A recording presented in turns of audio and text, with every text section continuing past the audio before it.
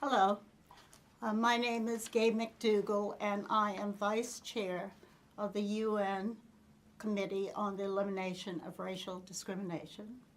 And I want to talk to you today very briefly about some of our concerns. These are very difficult times for racial justice and human rights, with battles over natural resources and other resources rising around the world in the context of climate change. There are rising inequality. There is increasing movement of people, both within countries and across borders. There are ongoing internal conflicts in many countries, and there are unlawful actions being taken by governments in the name of public order and national security. Democracies all over the world are in threat, and as you know, authoritarianism is unfortunately back in style. There have been governments all across Europe that have voted in populist governments, now also in Latin America, and they're all being in some way inspired or maybe instigated by the man in Washington, D.C. So the global movement for human rights and racial justice is being beaten back. Those who stood up for the Arab Spring are now either in jail or on house arrest. And the legacy that Nelson Mandela left to South Africa is being squandered now by tribalism. Racist hate speech is no longer taboo. And in fact, the panhandlers of that kind of venom and hatred are emboldened now to march down the streets of cities like Charlottesville and other cities in ways that are causing a greater fear and deaths.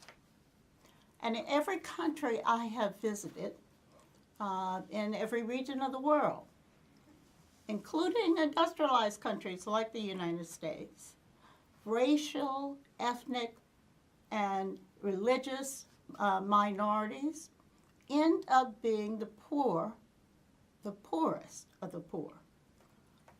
They have higher levels of poverty, less access to education, health care, and basic services, and they're denied most decent work opportunities with equal pay. And now, every day, we unfortunately have to watch, often on our television sets, the suffering of men, women, and children who get in rickety boats to get across the Mediterranean, risking their lives, in order to reach Europe to better their lives and get away from the chaos in their own countries. In the United States, we are dealing with people who are pressing at our borders, and people who have been here all of their lives, really, called dreamers, but are being denied the right to stay and continue to live in this country with their families.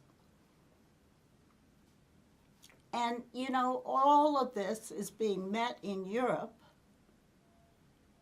by people who are slamming doors in the face of migrants and who are creating methods to force them to remain in Africa, in Libya, which is a very difficult place where migrants have been channeled into camps, detention camps, that are fueled by the European Union, but where many of them the men, African men, are being sold on auction blocks, like in the days of slavery here in the United States, and women are being raped and tortured and their bodies thrown in the Mediterranean.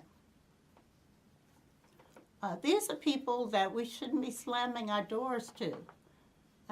We should be welcoming them and inviting them in. They will build our economies.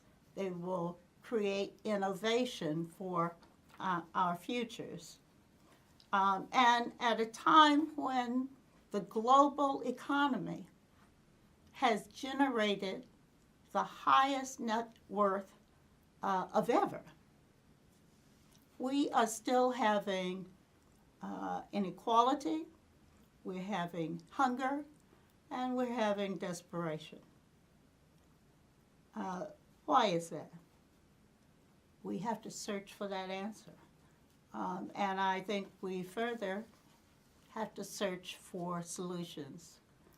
I'm of the generation, many of you also, where last century, the 20th century, we waged a major fight against apartheid, a vicious system of racism.